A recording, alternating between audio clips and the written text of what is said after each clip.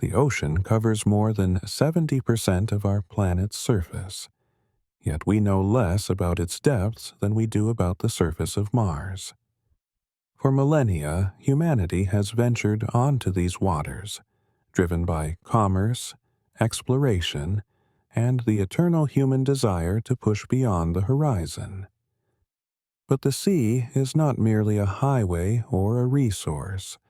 It is a living entity, ancient and indifferent, capable of both nurturing life and extinguishing it without warning. Tonight, we descend into the darkest chapters of maritime history, where ordinary people faced extraordinary circumstances that tested not just their physical endurance, but the very essence of their humanity. These are not tales of heroic adventure or romantic seafaring. These are stories of raw survival, where the thin veneer of civilization was stripped away by salt water and desperation, revealing what lies beneath. From the endless expanse of the Pacific to the shark-infested waters of the Philippine Sea, from the icy Atlantic to the treacherous currents off Cape Horn, we will witness 5 harrowing accounts of survival that redefine our understanding of human resilience. These survivors faced starvation, dehydration, exposure, predators, and perhaps most terrifyingly, the moral choices that arise when death seems certain and hope becomes a luxury few can afford. Prepare yourself for a journey into the abyss, not just the physical depths of the ocean, but the psychological depths of the human spirit when pushed beyond all reasonable limits. These stories will haunt your imagination and challenge your assumptions about what you might do when faced with the unthinkable. The sea, after all, is the ultimate equalizer, stripping away rank, wealth, and pretense, leaving only the primal will to survive. As we embark on this voyage through maritime horror and human endurance, remember that every word you're about to hear is true. These are not the products of fiction or folklore, but documented accounts of real people who stared into the abyss and somehow found the strength to stare back. Their stories serve as both inspiration and warning, testament to the incredible resilience of the human spirit, and reminder of the terrible prices that survival sometimes demands. November 23rd, 1942. The Second World War rages across the globe, and the Atlantic Ocean has become a hunting ground for German U-boats. The SS Ben Lomond, a British merchant vessel carrying a cargo vital to the war effort, cuts through the dark waters of the South Atlantic, her crew unaware that death stalks them beneath the waves. At 11:45 a.m., the ocean erupts in a column of fire and steel. Kapitän Leutnant Haro Schacht's U-172 has found its mark. The torpedo strikes the Ben Lomond amidships, and within 2 minutes, the 4,500-ton vessel begins her final descent to the ocean floor. Of the 55 souls aboard, only one will see land again. Poon Lim, a 24-year-old Chinese mess steward whose name will soon be etched in the annals of maritime survival. Poon Lim had been working in the ship's galley when the torpedo struck. The explosion threw him against a bulkhead, but somehow he managed to reach the deck as the ship listed heavily to starboard. Around him, men screamed and prayed in a dozen languages as they scrambled for the lifeboats. But the Ben Lomond was sinking too fast. Most of the boats were already underwater or damaged beyond use. Lim spotted a life raft floating free from the sinking vessel, a simple wooden platform measuring 8 feet by 8 feet, equipped with the most basic survival supplies. Without hesitation, he dove into the oil-slicked water and swam toward what would become his home for the next 4 months and 11 days. Hauling himself onto the raft, Lim took inventory of his meager supplies: a 40-liter water jug, 6 boxes of hardtack biscuits, some chocolate, a few tins of milk, flares, and a flashlight with batteries that were already dead. By any reasonable calculation, these supplies might sustain a man for perhaps 2 weeks. Lim would need to make them last more than 19. The first week passed in a haze of seasickness and disorientation. The raft rose and fell with the Atlantic swells, and Lim fought to keep his stomach contents down while rationing his precious water to mere sips. The hardtack, designed to last indefinitely at sea, became his primary sustenance, but he quickly learned to soak it in seawater to make it more palatable and easier to digest. By the second week, Lim realized that his official supplies would not be enough. The ocean would have to provide, or he would die. This was when his true education in survival began. He studied the raft itself, noting that it was constructed with hemp rope and wooden planks. The rope, he realized, could be unraveled to create fishing lines. The metal fixtures could be bent and shaped into hooks. His first attempts at fishing were disasters.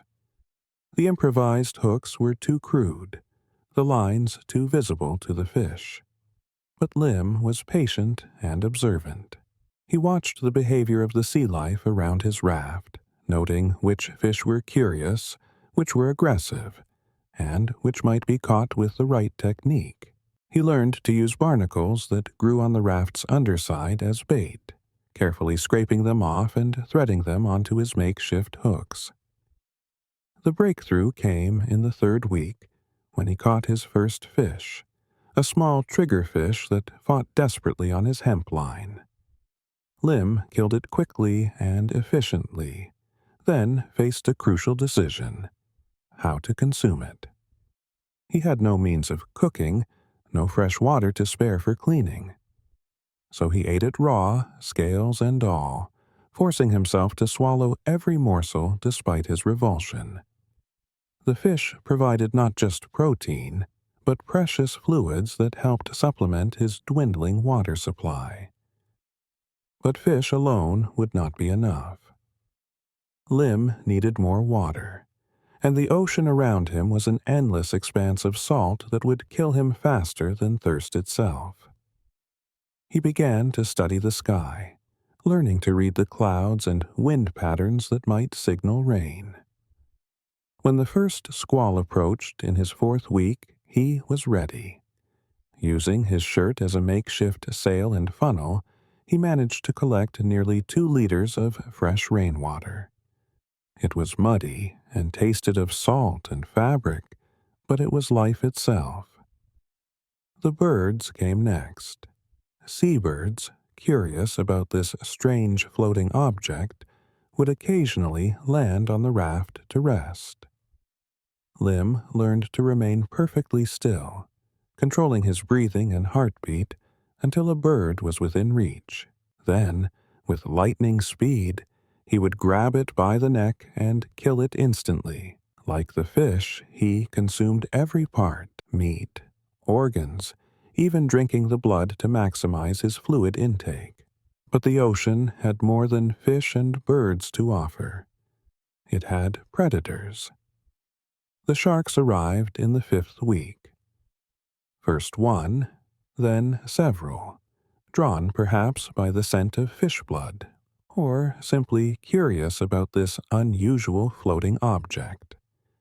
Oceanic whitetips and blue sharks circled the raft, their dorsal fins cutting through the water like dark omens. Lim watched them with a mixture of terror and fascination, noting their patterns, their aggression levels, their feeding behaviors. The attack came without warning. A large bull shark, perhaps 10 feet long, suddenly lunged at the raft, its massive jaws snapping at the wooden planks. Lim grabbed the only weapon available, his water jug, and brought it down on the shark's head with all his strength. The impact stunned the predator, and Lim struck again and again until the shark rolled away, blood streaming from its wounds. But Lim was not content to simply drive off his attacker. This shark represented food, water, and tools all in one. Using a piece of metal from the raft's fittings, he managed to kill the wounded shark and haul part of it onto his platform.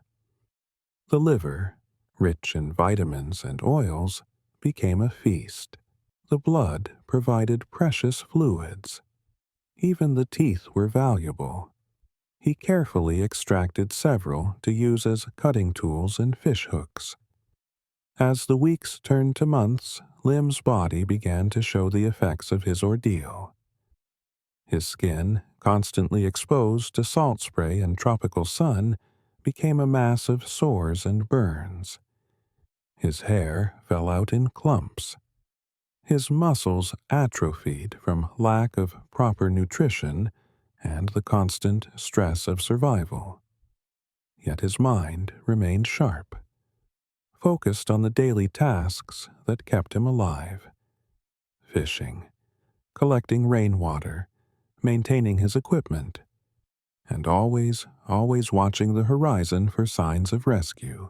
The psychological toll was perhaps worse than the physical suffering. Lim began to talk to himself, creating elaborate conversations with imaginary companions. He sang songs from his childhood in China, recited prayers in multiple languages, and told himself stories to pass the endless hours. Sometimes he would see ships on the horizon, or think he did.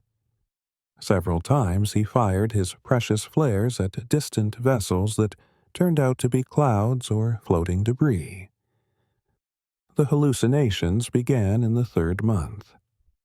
Dehydration and malnutrition played tricks with his perception, creating phantom islands, imaginary rescue ships, and conversations with dead crewmates from the Ben Lomond. Lim learned to distinguish between reality and delusion, but the effort required constant vigilance and mental discipline. By the 4th month, Lim had transformed from a ship's cook into something else entirely, a creature perfectly adapted to life on the open ocean. His movements had become economical and precise. His senses had sharpened to detect the slightest change in weather, the movement of fish beneath his raft, the approach of birds overhead. He had learned to sleep in short intervals, always alert for opportunities or dangers. On February 5, 1943, his 133rd day at sea, Lim noticed something different about the water. The deep blue of the open ocean had given way to a greenish tint that suggested shallow water and nearby land. His pulse quickened as he scanned the horizon with eyes that had learned to detect the smallest anomalies. Then he saw them. 3 small boats approaching from the southeast. Brazilian fishermen, working the waters off Salinopolis, had spotted what they initially thought was floating debris. As they drew closer, they realized it was a raft with a human figure aboard. A man so emaciated and sun-darkened that he barely looked human. The fishermen later described their shock at finding Lim alive. His weight had dropped from 140 pounds to barely 100. His skin was blackened by sun and salt, covered in sores and scars. His hair had fallen out completely, and his eyes had sunk deep into his skull. Yet he was conscious, alert, and able to communicate through gestures and broken English. The rescue made international headlines. King George VI awarded Lim the British Empire Medal for his extraordinary survival. The Royal Navy studied his techniques and incorporated many of them into their survival training. Lim himself was modest about his achievement, telling reporters, "I hope no one will ever have to break my record." But perhaps the most remarkable aspect of Lim's survival was not the physical endurance or the ingenious techniques he developed. It was his mental resilience, his refusal to surrender to despair even when death seemed certain. In a world torn apart by war, where millions were dying in battles and concentration camps, one man's solitary struggle against the sea became a symbol of the indomitable human spirit. Poon Lim returned to China after the war, married, and lived a quiet life until his death in 91. His record of 133 days alone at sea remains unbroken, a testament to human ingenuity, determination, and the will to survive against impossible odds. The life raft that saved him was eventually donated to a maritime museum, where it serves as a reminder that sometimes, in our darkest moments, we discover reserves of strength we never knew we possessed. July 5th, 1884. The English Channel churns with an unseasonable storm as the yacht Mignonette, a 52-foot pleasure craft, fights against mounting seas.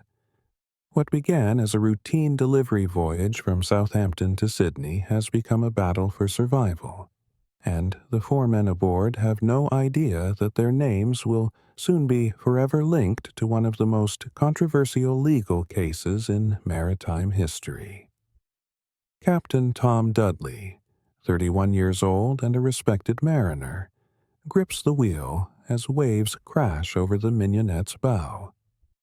Beside him stands Edwin Stevens, the first mate, a man of 36 with a wife and children waiting at home. Below deck, seaman Ned Brooks, 38, struggles to secure loose cargo, while 17-year-old Richard Parker, the cabin boy on his first ocean voyage, fights seasickness and fear in equal measure. The Mignonette was not built for such weather. Originally designed as a gentleman's yacht for coastal sailing, she had been purchased by Australian lawyer John Want as a pleasure craft for Sydney Harbor.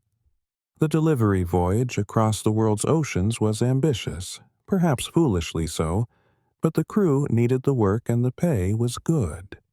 Now, as the storm intensifies, that decision seems increasingly questionable.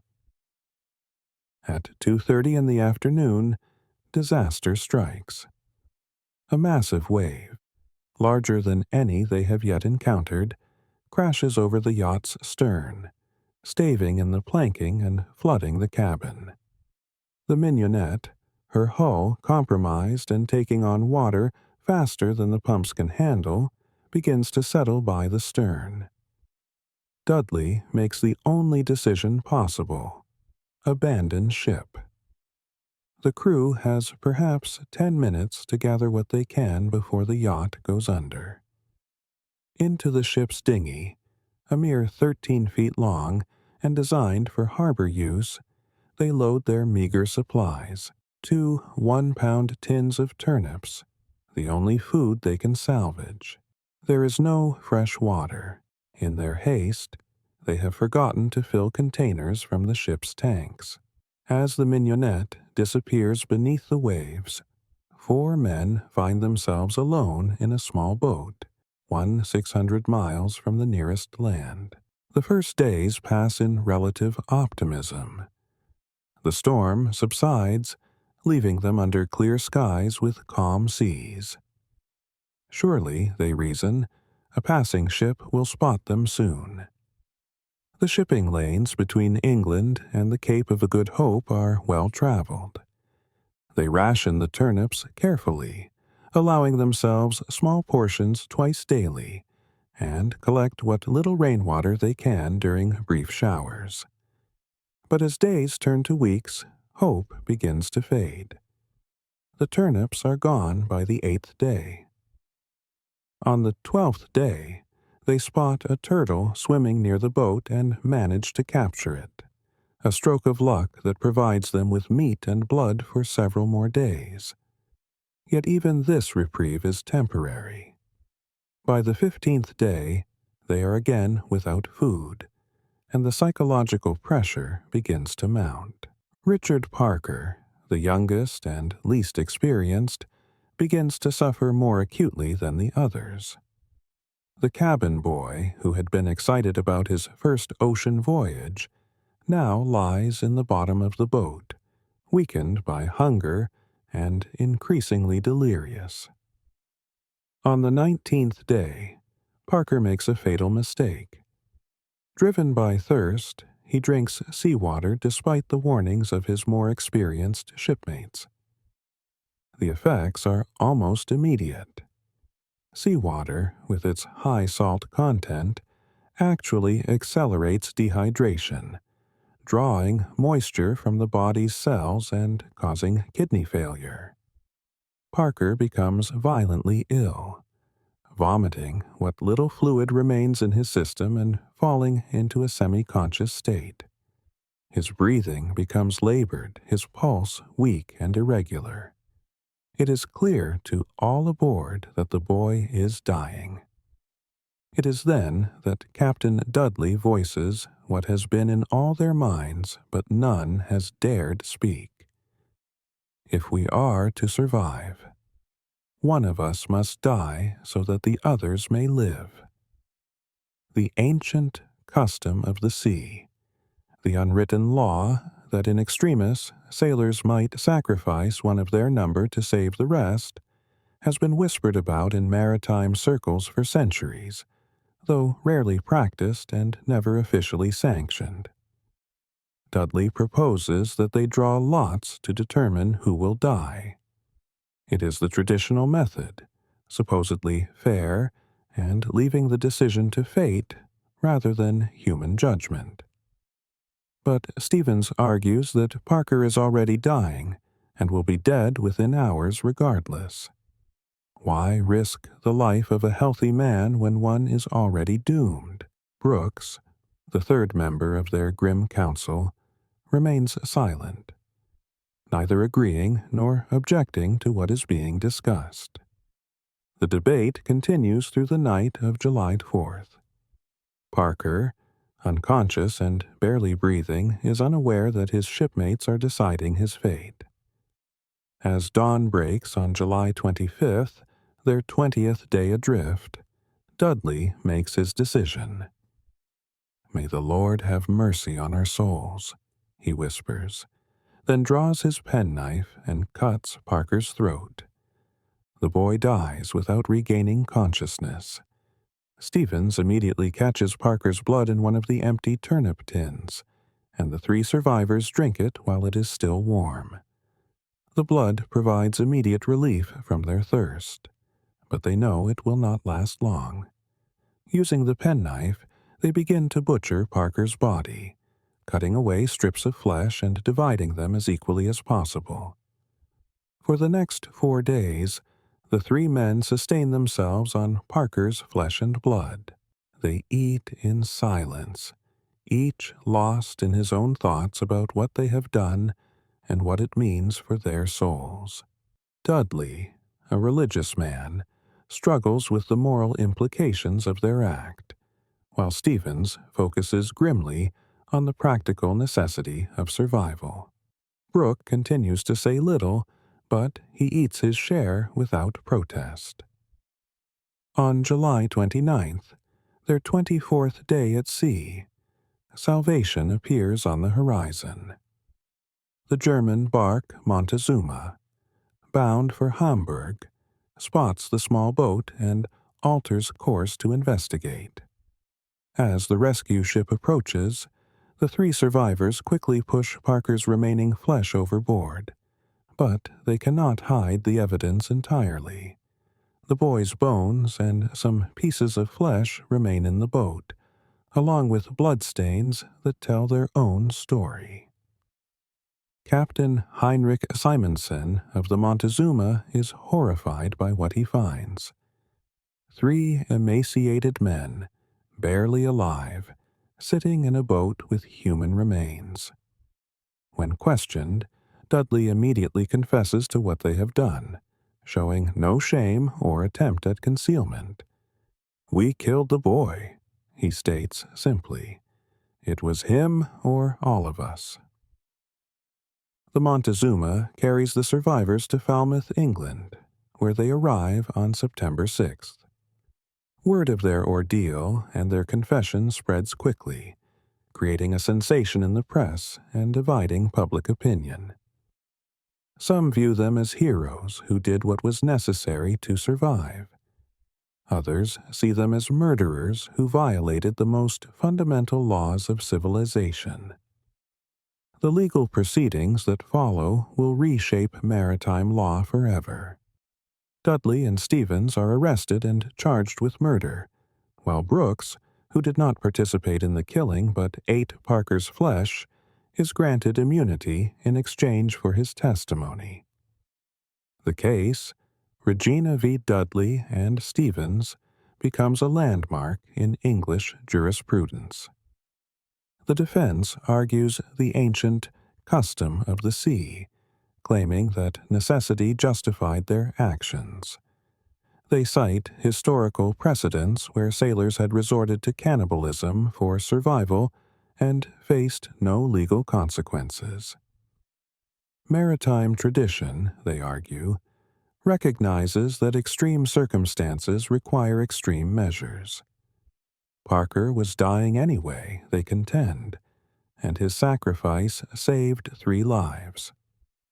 But the prosecution, led by the Attorney General, argues that no circumstances can justify the deliberate taking of innocent life. They point out that no lots were drawn, that Parker was given no choice in his fate, and that the 3 survivors simply decided among themselves who would die. This, they argue, is not survival necessity, but cold-blooded murder. The trial captivates the nation. Newspapers follow every detail, and public opinion remains sharply divided. Many sailors and maritime workers support Dudley and Stevens, arguing that landlubbers cannot understand the extremes of survival at sea. But religious leaders and legal scholars argue that accepting their defense would undermine the fundamental principles of law and morality. The court's decision is unambiguous. Lord Chief Justice Coleridge delivers the verdict. We are often compelled to set up standards we cannot reach ourselves, and to lay down rules which we could not ourselves satisfy. The judges acknowledge the terrible circumstances the men faced, but they reject necessity as a defense for murder. The absolute divorce of law from morality would be of fatal consequence, Coleridge states. Dudley and Stevens are found guilty of murder and sentenced to death, though the sentence is immediately commuted to 6 months in prison, a recognition of the extraordinary circumstances they faced. The case establishes a crucial precedent. The custom of the sea is no longer legally recognized, and necessity cannot justify the taking of innocent life. The Mignonette case marks the end of an era in maritime law and the beginning of modern legal standards for survival situations. It forces society to confront uncomfortable questions about the limits of human behavior in extreme circumstances. Where is the line between survival and murder? What moral obligations do we owe to our fellow humans, even when our own lives are at stake? Richard Parker's name lives on in literature. Herman Melville used it for the tiger in Life of Pi, and it appears in other maritime fiction as a symbol of innocence sacrificed to necessity. The case continues to be studied in law schools and philosophy classes as an example of the conflict between legal principle and human survival instinct. The three survivors lived with their decision for the rest of their lives. Dudley emigrated to Australia after his release, where he worked as a ship's captain until his death in 1900. Stevens returned to his family, but was forever changed by the experience.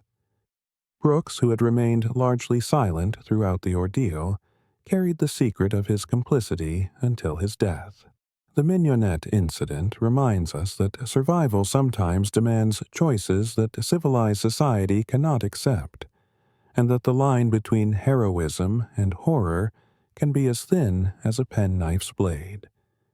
In the vast indifference of the ocean, moral certainties dissolve like salt in water, leaving only the terrible arithmetic of survival. November 20th, 1820.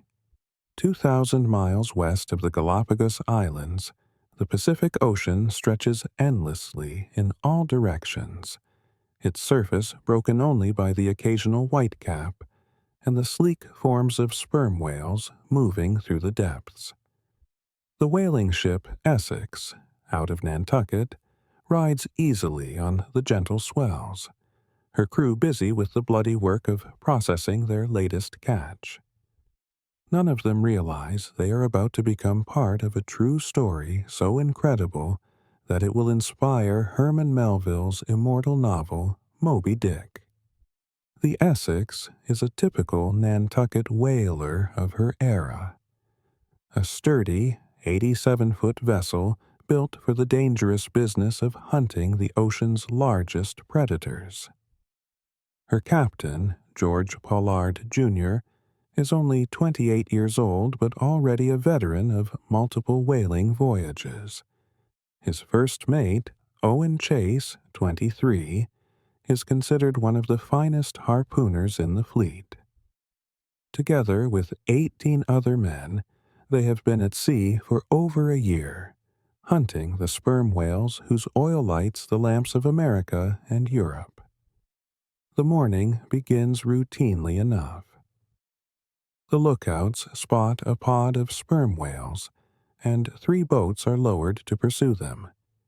This is the moment every whaler lives for, the chance to harpoon one of these massive creatures and claim the valuable oil stored in their heads. Chase commands one boat, while Pollard leads another. The third boat is under the command of second mate Matthew Joy. The hunt proceeds normally at first. Chase's boat successfully harpoons a large bull whale, but the creature's death throes damage the boat's bow, forcing the crew to return to the Essex for repairs. As Chase works to patch the damaged planking, he notices something unusual in the water nearby. A massive sperm whale, larger than any he has ever seen, floating motionless about 100 yards from the ship. The whale is enormous, perhaps 85 feet long and weighing close to 80 tons. Its huge, square head comprises nearly a third of its total length, and its jaw, lined with cone-shaped teeth, each weighing several pounds, could easily crush a small boat. But what strikes Chase most is the creature's behavior. Unlike most whales, which flee when they encounter whaling ships, this one seems to be studying the Essex with what can only be described as malevolent intelligence. Suddenly, the whale begins to move, not away from the ship, as would be natural, but directly toward it. The creature's massive tail drives it forward with increasing speed, its head aimed squarely at the Essex's port side. Chase shouts a warning, but there is no time to react. The whale strikes the ship with the force of a battering ram. The impact is devastating. The Essex, built to withstand the normal stresses of whaling, is not designed to absorb such a blow. The whale's massive head punches through the hull planking below the waterline, creating a hole large enough for a man to crawl through. The ship shudders and lists immediately to port as seawater pours into her hold. But the whale is not finished. After the initial impact, the creature backs away, then turns and charges again. This second attack is even more devastating than the first. The whale's head strikes the ship's bow with such force that the Essex's timbers crack and splinter. The sound, Chase later writes, is like the crash of doom itself. Within minutes, it becomes clear that the Essex is doomed. The ship is taking on water faster than the pumps can handle, and her list is increasing rapidly. Captain Pollard, returning from the hunt, can hardly believe what he sees. His ship, his livelihood, his crew's only means of survival, sinking in the middle of the Pacific Ocean. The crew has perhaps 20 minutes to gather what supplies they can before the Essex goes under. Into the 3 whaleboats, each only about 20 feet long and designed for short hunting expeditions, not ocean voyages, they load whatever food and water they can salvage. The supplies are pitifully inadequate. Some hardtack biscuits, a few casks of water, navigational instruments, and little else. As the Essex settles deeper into the water, the 20 men face a terrible choice. The nearest land is the Marquesas Islands, about 200 miles to the southwest. But Pollard fears these islands are inhabited by cannibals, an irony that will become apparent later. Instead, he decides to sail east toward South America, a journey of more than 3,000 miles across open ocean in boats never designed for such a voyage. The first weeks of their ordeal pass in relative order. The 3 boats stay together, sharing their meager supplies and maintaining the discipline that has kept them alive during years of whaling. But as the days turn to weeks, and the weeks stretch toward months, the situation becomes increasingly desperate. The men are on starvation rations from the beginning, a few ounces of hardtack and a small cup of water per day. Their bodies, already lean from the hard work of whaling, begin to waste away. Their skin becomes burned and blistered by the tropical sun, their lips crack and bleed from dehydration, and their eyes sink deep into their skulls. On December 20th, exactly 1 month after the whale attack, they reach Henderson Island, a small, uninhabited atoll. The island provides some relief. They find fresh water and catch crabs and birds for food, but it cannot sustain 20 men indefinitely. After a week, 17 men decide to continue the journey, while 3 choose to remain on the island, preferring to take their chances on land rather than face the open ocean again. The remaining 17 men, now in 3 boats, continue eastward. But their supplies are again running low, and the psychological strain is beginning to show. Men begin to hallucinate from dehydration and starvation. Some see phantom islands on the horizon. Others imagine rescue ships that vanish when approached. On January 10, 1821, Matthew Joy, the second mate, dies of exposure and starvation. His body is committed to the sea with what little ceremony the survivors can manage, but Joy's death marks a turning point in their ordeal. For the first time, the men begin to discuss the unthinkable, the possibility that they might have to resort to cannibalism to survive. The conversation is hesitant at first, spoken in whispers and euphemisms.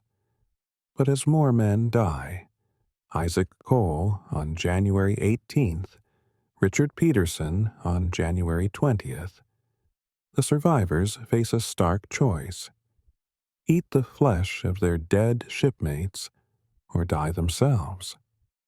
The decision, when it comes, is made without formal discussion. When Peterson dies, the men simply begin to butcher his body, cutting away strips of flesh and dividing them among the survivors. The psychological impact of this decision cannot be overstated.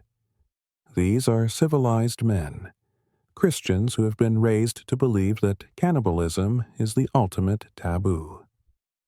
Yet here they are, eating the flesh of men they have worked alongside for over a year.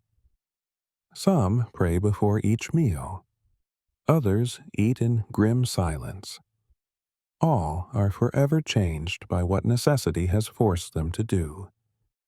But even cannibalism cannot save them all.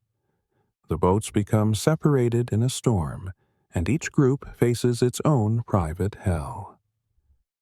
In Pollard's boat, the situation becomes so desperate that the men decide they must kill one of their number to provide food for the rest. They draw lots, the traditional method for such terrible decisions, and the lot falls to Owen Coffin, Pollard's 17-year-old cousin.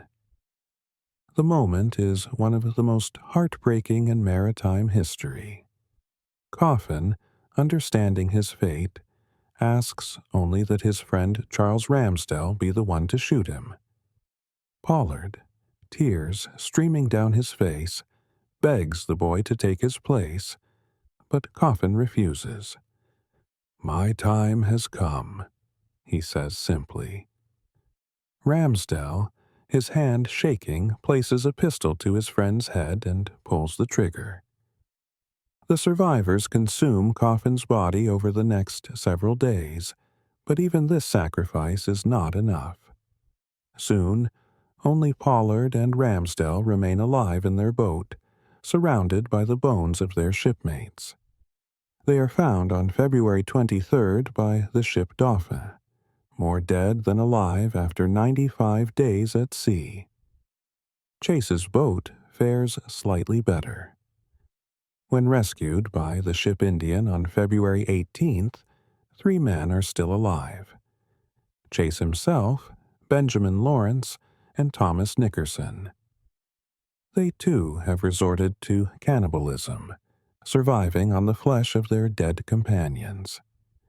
The third boat, commanded by second mate Matthew Joy before his death, is never found. All hands are presumed lost. Of the 20 men who left the Essex in whaleboats, only 8 survived their ordeal. The 3 men who remained on Henderson Island are rescued later, bringing the total number of survivors to 11. 9 men have died during the 90-plus days at sea, their bodies consumed by their shipmates in humanity's most desperate act of survival. The story of the Essex becomes an international sensation. Owen Chase publishes a memoir of the ordeal that becomes a bestseller and eventually inspires Herman Melville to write Moby Dick. But for the survivors, fame brings little comfort. They are forever marked by what they have endured and what they have been forced to do. Captain Pollard returns to whaling, but suffers another shipwreck just 2 years later. After that, no owner will hire him as a captain. He is considered unlucky, cursed by the sea. He spends his remaining years as a night watchman on Nantucket, a broken man haunted by the memory of his cousin's sacrifice. Owen Chase also returns to whaling, but is never the same. He becomes obsessed with hoarding food, hiding hardtack throughout his house as if preparing for another ordeal. He suffers from what we would now recognize as post-traumatic stress disorder, reliving the horrors of those 95 days until his death in 1869. The Essex disaster raises profound questions about survival, morality, and the limits of human endurance. Unlike the Mignonette case, where lots were not drawn and the victim had no say in his fate, the Essex survivors followed the traditional custom of the sea, drawing lots fairly and accepting the result with grim resignation. Yet the psychological cost was no less devastating. The story reminds us that the ocean is not merely a highway or a resource, but a force of nature capable of reducing civilized humans to their most primitive state. In the vast emptiness of the Pacific, moral certainties dissolve like salt in seawater, leaving only the terrible mathematics of survival. The Essex and her crew discovered that sometimes, to preserve life, we must sacrifice not just our bodies, but our souls. July 30th, 1940, the Pacific War is in its final stages, though the men aboard the USS Indianapolis don't know it yet. The heavy cruiser has just completed one of the most secret missions in naval history, delivering components of the atomic bomb that will soon end World War II. As the ship cuts through the dark waters of the Philippine Sea bound for Leyte to prepare for the invasion of Japan, her crew of 1,196 men believes they are simply returning to routine duty. None of them realize they are sailing toward one of the most horrific disasters in U.S. naval history. The Indianapolis is a formidable warship, a Portland-class heavy cruiser launched in 1931 and veteran of numerous Pacific battles. She has served as Admiral Raymond Spruance's flagship during the Marshall Islands campaign and survived a kamikaze attack off Okinawa. Her crew, a mix of seasoned veterans and young sailors fresh from training, trusts in their ship's armor and their own skill to see them through whatever dangers lie ahead. At 12:14 a.m. on July 30th, that trust is shattered in an instant. Lieutenant Commander Mochitsura Hashimoto, commanding the Japanese submarine I-58, has been stalking the Indianapolis for hours. From his periscope, he watches the American cruiser sailing alone, unescorted and unaware of his presence. At a range of just 1,500 yards, he fires 6 torpedoes. 2 of them find their mark. The first torpedo strikes the Indianapolis forward, near the bow. The explosion is devastating, vaporizing the forward magazine and killing dozens of men instantly. The second torpedo hits amidships, rupturing fuel tanks and flooding the engine rooms. Within seconds, the mighty warship begins to list heavily to starboard, her electrical systems failing, her communications dead. Captain Charles McVeigh III, awakened by the explosions, rushes to the bridge to find his ship dying beneath his feet.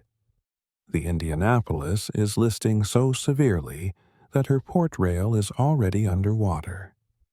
There is no time for an organized evacuation, no time to send a proper distress signal.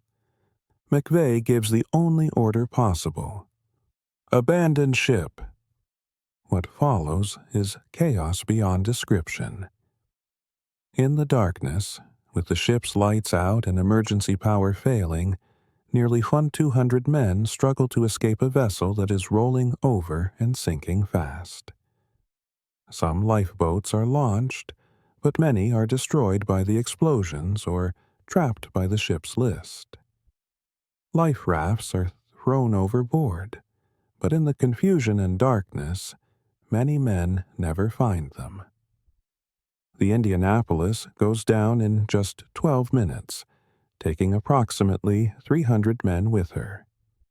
The remaining 900 sailors find themselves scattered across miles of dark ocean, many without life jackets, most without any survival equipment at all. They have no way of knowing that their ordeal has only just begun. The first hours in the water are marked by confusion and desperate attempts to organize. Chief Petty Officer Edgar Harrell, a Marine aboard the ship, finds himself clinging to a piece of debris with several other men.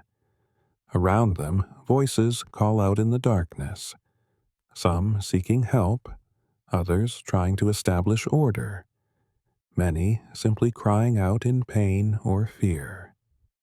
As dawn breaks on July 30th, the survivors can finally see the full scope of their situation. They are scattered across an area of several square miles, some in life rafts, others clinging to debris, many floating alone with only their life jackets for support.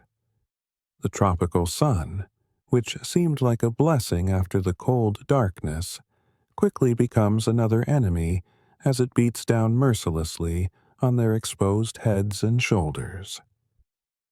But the sun is not their greatest concern. As the morning progresses, the survivors begin to notice dark shapes moving beneath them in the clear Pacific water. Sharks, dozens of them, drawn by the scent of blood from the wounded and the unusual concentration of potential prey. Oceanic whitetips, tiger sharks, and blues circle the scattered groups of men, their dorsal fins cutting through the water like harbingers of death.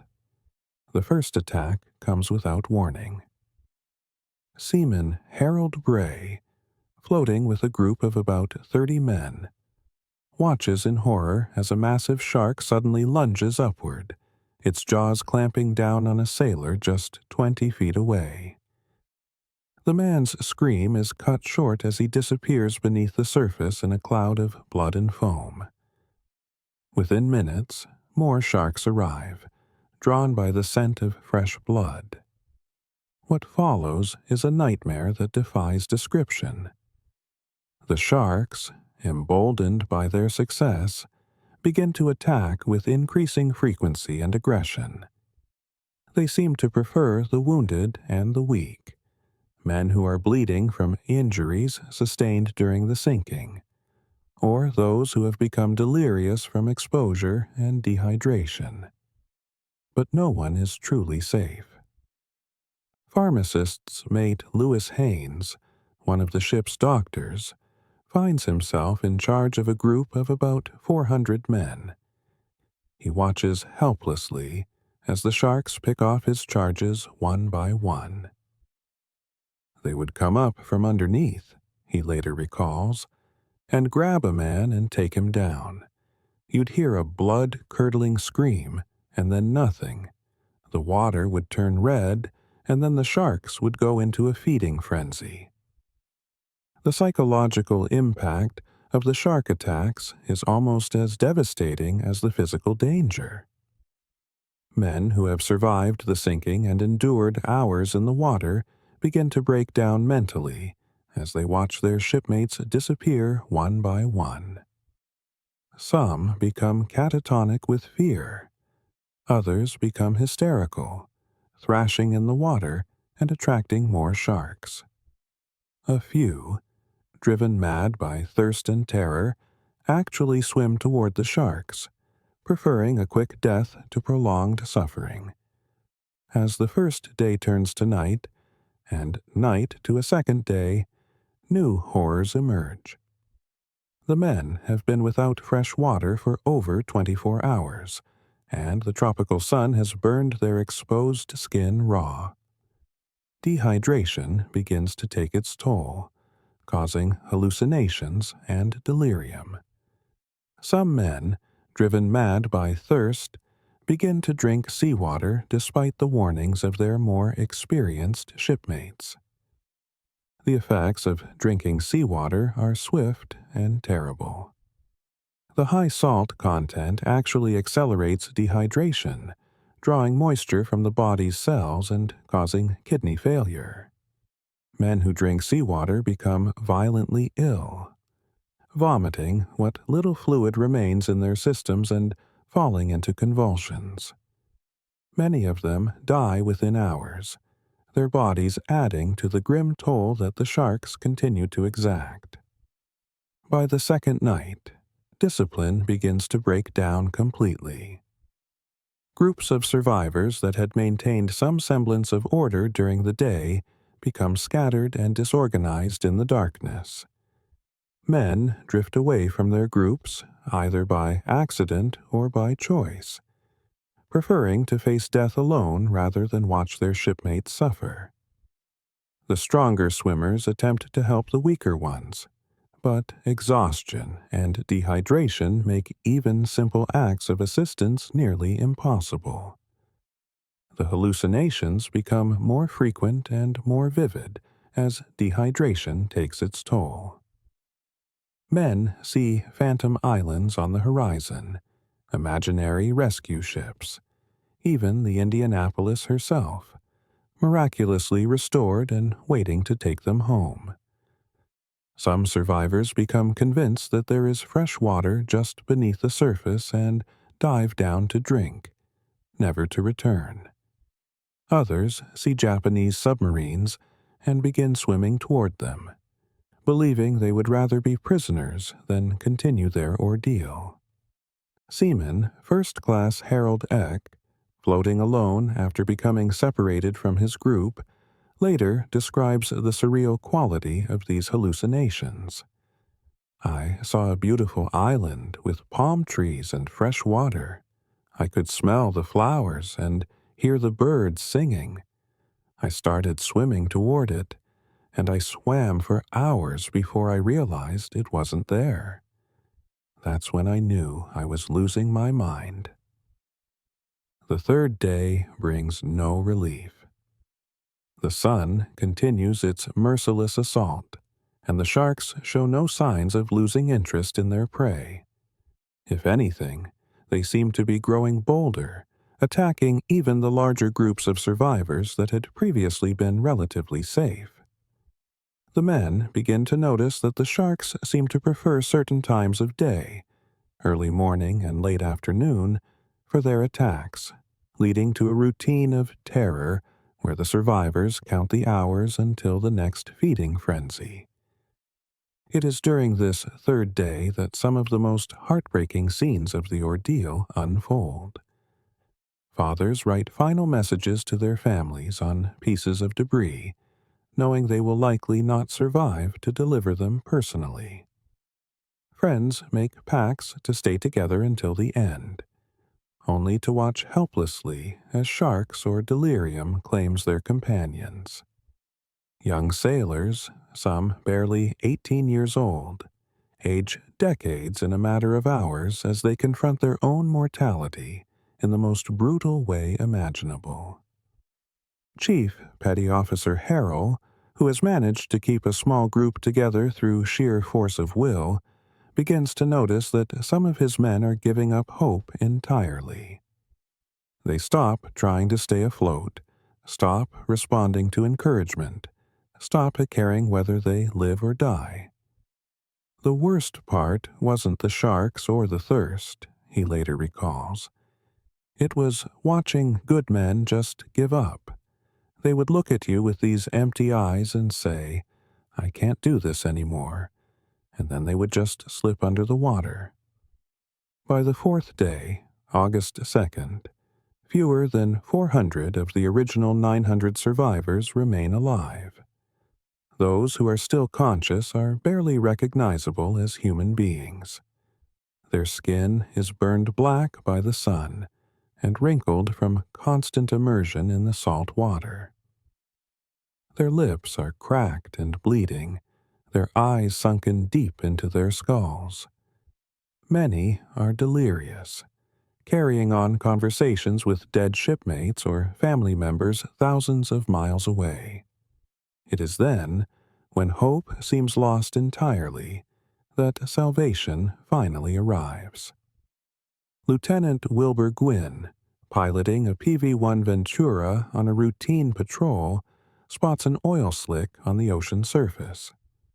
Investigating further, He sees what appears to be debris from a sunken ship, and then, incredibly, he sees men in the water waving frantically at his aircraft. Gwyn immediately radios for help, and within hours, rescue ships are racing toward the survivors' position. The first to arrive is the destroyer USS Cecil J. Doyle, whose crew works frantically to pull the survivors from the water. Many of the men are so weak they cannot climb the rescue nets and must be hauled aboard like cargo. Others are so delirious they fight their rescuers, convinced they are hallucinating yet another phantom rescue. The final count is devastating. Of the 1,196 men who sailed aboard the Indianapolis, only 316 survived their ordeal in the water. Nearly 900 men have died. Some in the initial sinking, others from exposure and dehydration, and many, many more from shark attacks. It is the worst loss of life at sea in U.S. Navy history, and the largest shark attack on humans ever recorded. The survivors are taken to hospitals in Guam and the Philippines, where they begin the long process of physical and psychological recovery. Many suffer from severe dehydration, salt water poisoning, and infected wounds from shark bites. But the psychological wounds run even deeper. Post-traumatic stress disorder, though not yet recognized by that name, affects nearly every survivor. Many suffer from nightmares, flashbacks, and an overwhelming fear of water that persists for decades.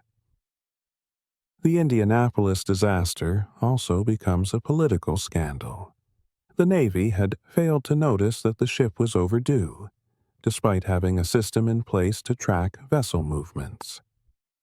Captain McVeigh, one of the survivors, is court-martialed for failing to zigzag his ship to avoid submarine attack, a controversial decision that many believe was motivated by the Navy's need to find a scapegoat for their own failures.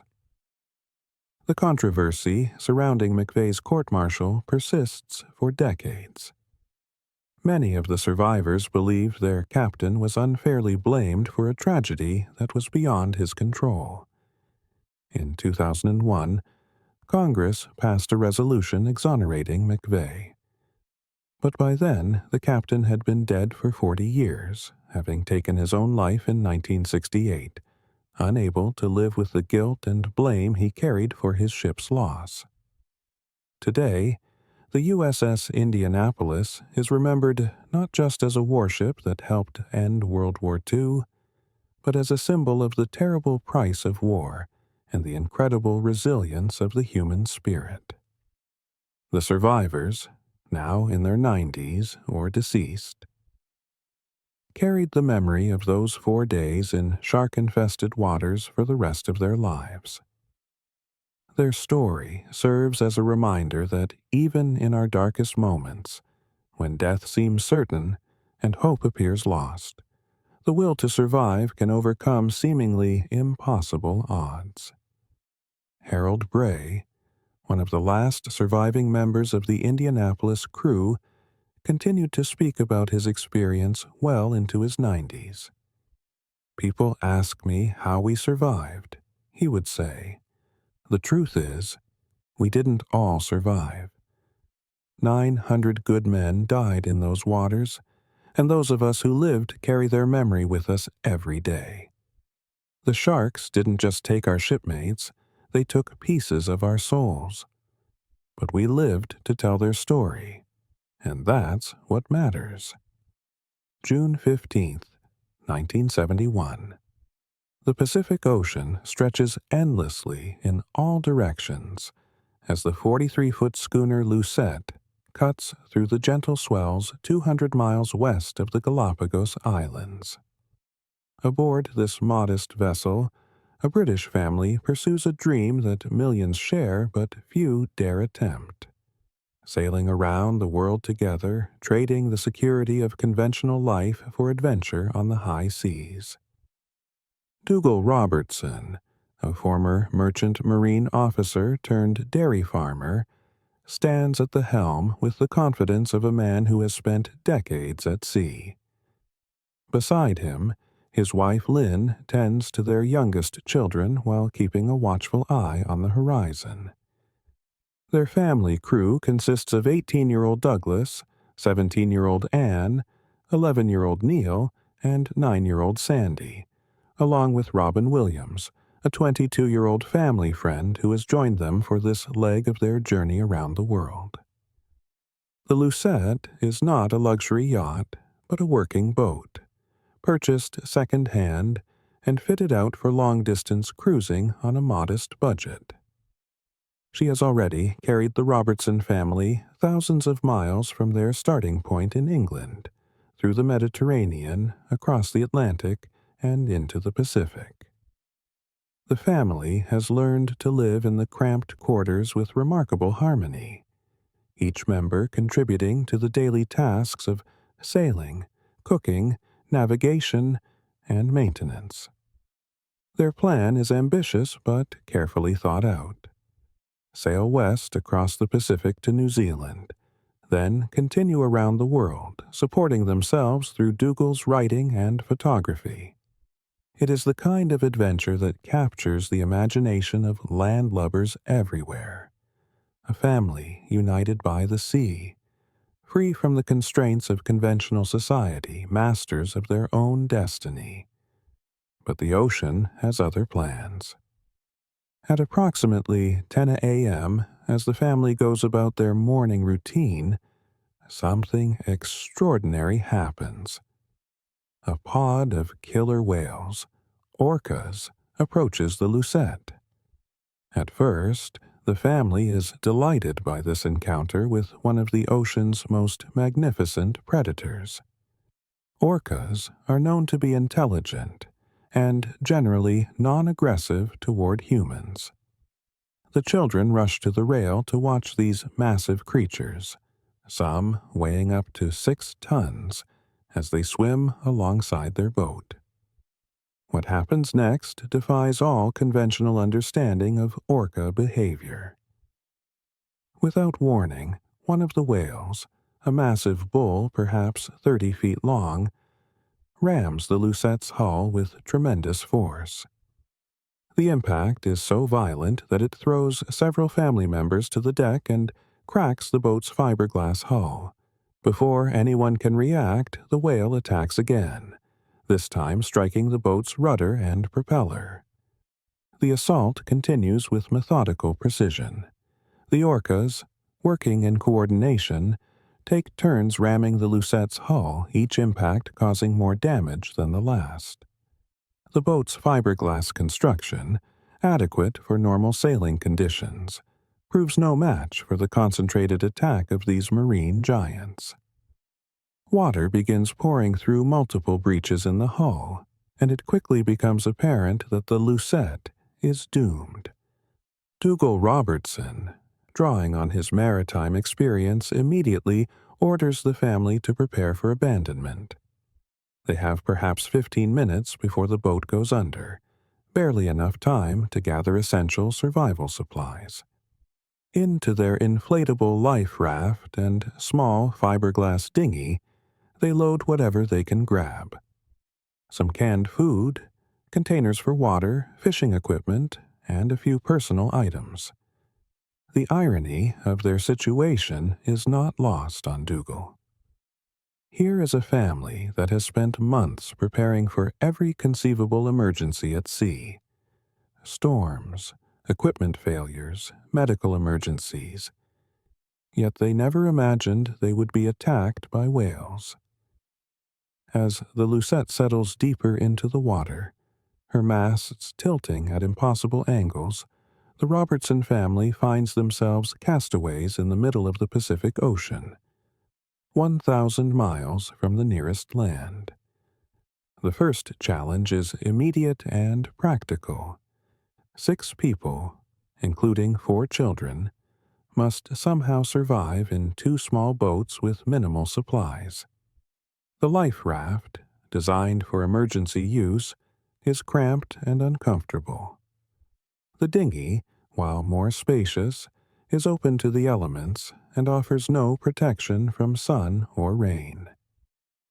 Dougal quickly establishes a routine that will govern their survival: strict rationing of food and water, regular fishing attempts, and constant vigilance for passing ships. The psychological challenge is equally daunting. Lynn Robertson, a mother first and sailor second, must somehow maintain morale among her children while hiding her own fears about their chances of survival. The older children, Douglas and Anne, understand the gravity of their situation, but the younger ones, Neil and Sandy, need constant reassurance that rescue is imminent. Water becomes the most critical concern within days. The family's limited supply of fresh water, stored in plastic containers, must be rationed to mere sips per person per day. Dougal, remembering techniques from his merchant marine days, rigs a solar still using plastic sheeting to distill seawater, but the device produces only small amounts of barely drinkable water. Rain becomes a blessing beyond measure, and the family learns to collect every drop using sails, clothing, and any available container. Food presents its own challenges. Their canned supplies are quickly exhausted, forcing the family to rely on what the ocean can provide. Dougal and Douglas take turns fishing with improvised equipment, but success is sporadic. When they do catch fish, nothing is wasted. They eat the flesh raw, drink the blood for its fluid content, and use the bones and scales for tools and bait. The breakthrough in their survival strategy comes when they encounter their first sea turtle. These ancient mariners, some weighing over 100 pounds, become the Robertson family's salvation. Dougal learns to catch them by hand, a dangerous process that requires him to grab the powerful creatures while avoiding their sharp beaks and powerful flippers. Once captured, the turtles provide not just meat, but blood for drinking and shells for collecting rainwater. The family develops an efficient system for processing their turtle catches. Lynn, overcoming her initial revulsion, learns to butcher the creatures with surgical precision, ensuring that nothing edible is wasted. The children, initially squeamish about drinking turtle blood, gradually adapt to their new diet as hunger overrides their civilized sensibilities. Even young Sandy, the family's most finicky eater in normal circumstances, learns to consume raw turtle meat without complaint. But survival requires more than just food and water. The constant exposure to sun, salt, and wind takes a severe toll on their bodies. Their skin becomes burned and cracked, their lips split and bleed, and their eyes become swollen and painful from the constant glare off the water. Lynn, drawing on her nursing background, treats these ailments with whatever materials are available, using turtle oil as a salve and fashioning bandages from torn clothing. The psychological strain of their ordeal manifests in different ways among the family members.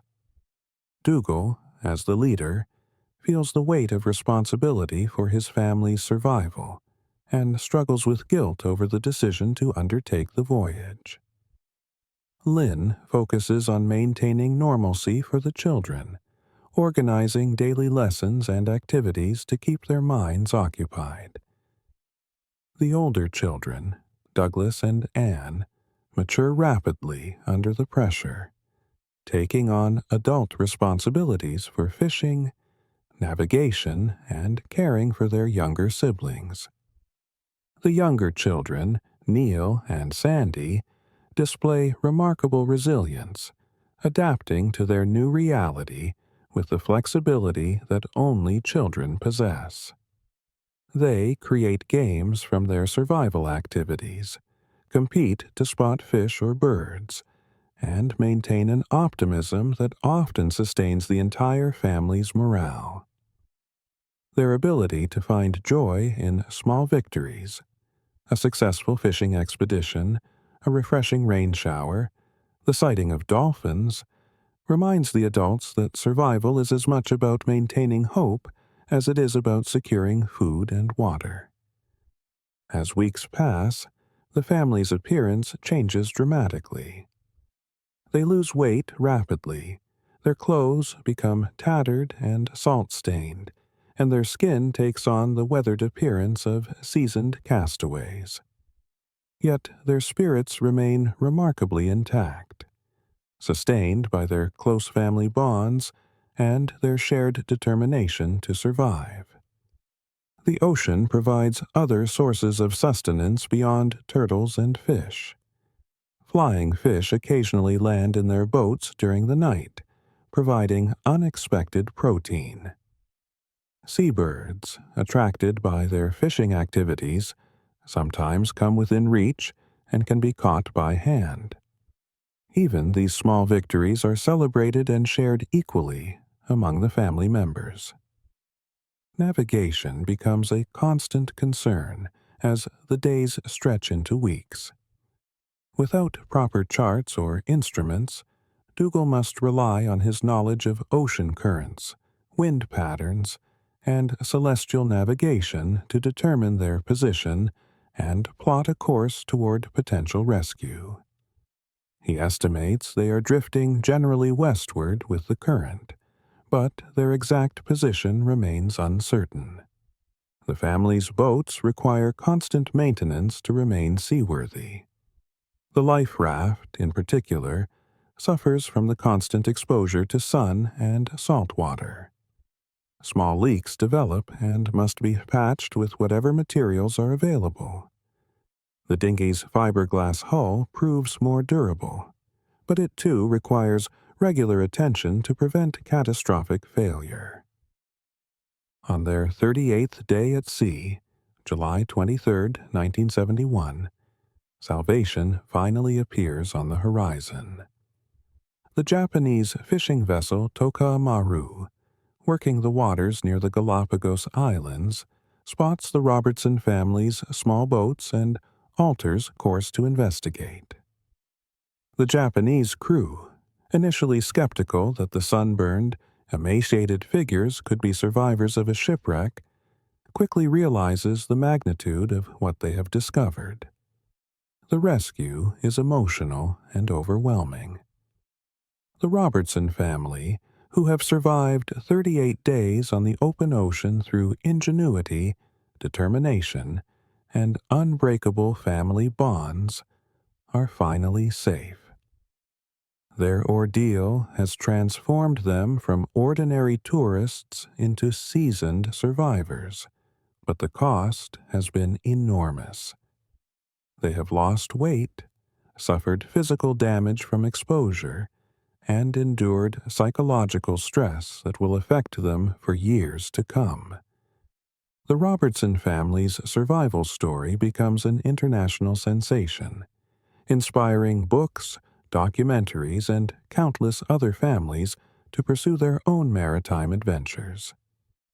But for the Robertsons themselves, the experience is both triumph and trauma. They have proven that a family working together can overcome seemingly impossible odds.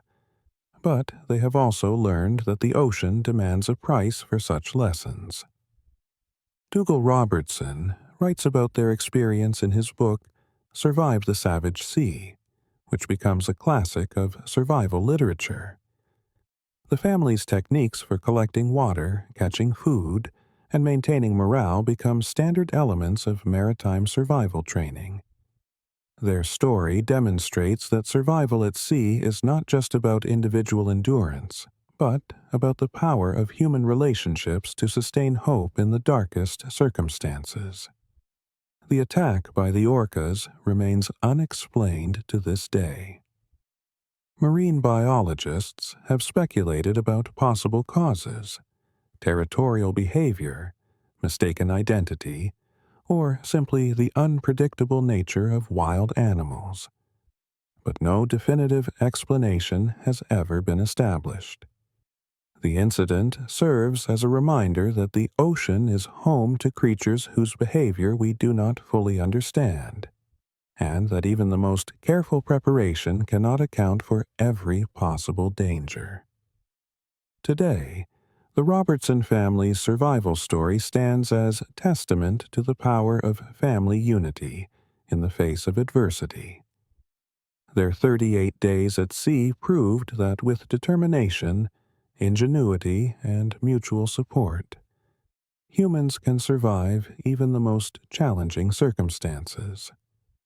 Their legacy lives on in the countless families who have been inspired by their example to pursue their own dreams of adventure, armed with the knowledge that survival is possible even when hope seems lost. As our journey through these harrowing tales of survival comes to an end, we are left with profound questions about the nature of human endurance, morality, and the will to live. Each story we have explored tonight represents a different facet of the maritime survival experience, from the solitary struggle of Poon Lim to the family unity of the Robertsons, from the moral complexities of the Mignonette to the technological failures that doomed the Indianapolis. These are not merely historical curiosities or adventure stories to entertain us on a quiet evening. They are windows into the human soul, revealing what we become when stripped of civilization's comforts and confronted with our own mortality. In the vast emptiness of the ocean, where help is impossibly distant and nature is utterly indifferent to human suffering, we discover truths about ourselves that we might prefer to leave unexplored. Poon Lim's 133 days alone on a raft teach us about the power of individual determination and ingenuity. His refusal to surrender, his ability to adapt and improvise, his transformation from ship's cook to master of survival. These qualities remind us that within each of us lies a reservoir of strength we may never know we possess until circumstances demand its use. The tragedy of the Mignonette forces us to confront uncomfortable questions about morality and necessity. When Richard Parker's throat was cut to save 3 other lives, was it murder or mercy? The legal system said murder, but the survivors believed it was necessity. The ocean doesn't recognize legal precedents or moral absolutes. It only understands the arithmetic of survival. The Essex disaster, which inspired Melville's great novel, shows us how quickly civilized humans can be reduced to their most primitive state. The crew's resort to cannibalism, their drawing of lots to determine who would die, their consumption of their own shipmates. These acts challenge our understanding of what it means to be human. Yet without these terrible choices, no one would have survived to tell the tale. The Indianapolis survivors faced a different kind of horror. Not the slow starvation of the Essex crew, but the immediate terror of predators in the water. Their 4 days among the sharks revealed how quickly hope can turn to despair, how the mind can break under extreme stress, and how the will to survive can persist even when death seems certain. Finally, the Robertson family's ordeal demonstrates that survival is not always a solitary struggle. Their 38 days at sea proved that human bonds, love, loyalty, mutual support, can be as powerful as any survival technique. In caring for each other, They found the strength to endure what might have been impossible to face alone. What connects all these stories is not just their maritime setting, but their revelation of the ocean's fundamental character. The sea is not evil. It has no malice, no consciousness, no intent to harm.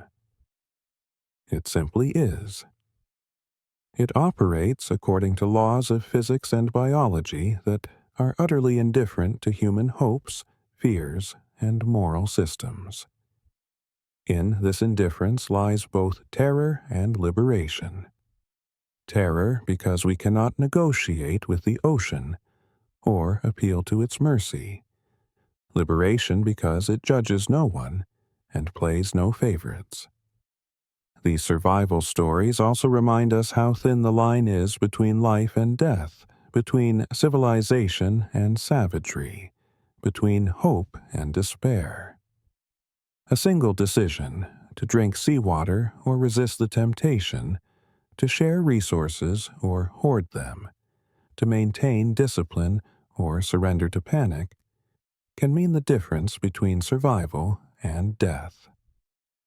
In the ocean's vast emptiness, small choices have enormous consequences. Perhaps most importantly, these stories teach us about the value of preparation, both physical and mental. The survivors who endured their ordeals were not necessarily the strongest or the most experienced, but they were often the most adaptable, the most resourceful, and the most determined. They understood that survival is not just about having the right equipment or knowledge, but about maintaining the will to use them when the circumstances become desperate. As we return to our comfortable lives on solid ground, surrounded by the safety nets of modern civilization, we might ask ourselves, what would we do in similar circumstances? How would we respond to the ultimate test of survival? Would we maintain our humanity or surrender to desperation? Would we help others or focus solely on our own survival? These are not idle questions. While few of us will ever face the extreme circumstances described in these stories, we all face challenges that test our character, our resilience, and our values. The lessons learned by these maritime survivors, the importance of hope, the power of determination, the value of human connection, the need for moral courage, apply to struggles far beyond the ocean's boundaries. The sea continues to claim lives today, despite all our technological advances. Modern ships still sink. Sailors still find themselves adrift. And the ocean remains as indifferent to human suffering as it was in 1820 or 1942 or 1971. These stories serve as both inspiration and warning. Inspiration because they show what humans can endure and overcome. Warning because they remind us that the ocean demands respect and preparation from all who venture upon its surface. In the end, these tales of maritime survival are really stories about what it means to be human. They show us at our worst, desperate, savage, capable of terrible acts in the name of survival. But they also show us at our best, courageous, resourceful, willing to sacrifice for others, able to maintain hope in the face of impossible odds. The ocean keeps its secrets well, and somewhere beneath its waves lie the remains of countless vessels and the bones of thousands of sailors whose stories will never be told. But the survivors whose tales we have shared tonight speak for all of them. For every person who has faced the sea's ultimate test and either triumphed or perished in the attempt. As the waves continue their eternal rhythm, washing against shores around the world, they carry with them the memory of these struggles, these triumphs, these tragedies. They remind us that the sea is not just a body of water, but a force of nature that has shaped human history, tested human character, and revealed human nature in all its complexity. Tonight, as you rest safely in your beds, spare a thought for those who are still out there on the world's oceans, the sailors, the fishermen, the adventurers who continue to pit themselves against the sea's power. And remember that somewhere in the darkness, the ocean continues its ancient work, indifferent and eternal, waiting to test the next generation of humans who dare to venture beyond the safety of the shore.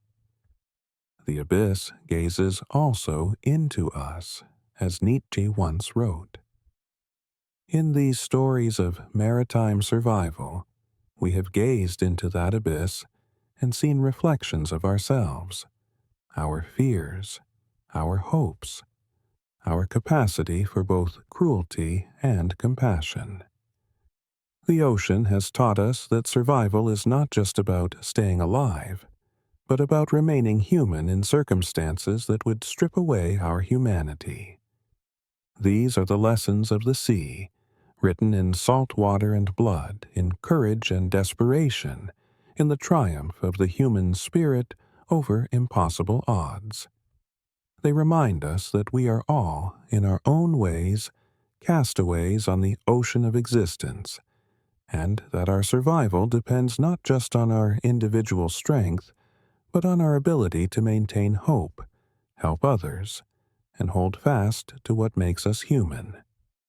The sea calls to us still, as it always has and always will. But now we go forward with the wisdom of those who have survived its ultimate tests, carrying their stories with us like life preservers in the vast ocean of human experience.